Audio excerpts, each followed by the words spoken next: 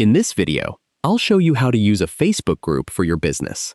While you can't convert a personal Facebook group into a Facebook business page, you can use a group to build a community around your business and connect with customers.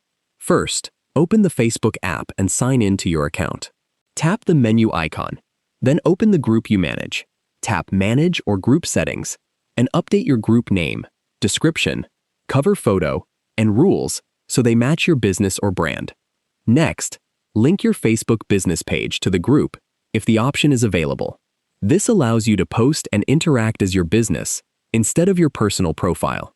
Start sharing valuable content such as product updates, tutorials, tips, special offers, and announcements to keep members engaged.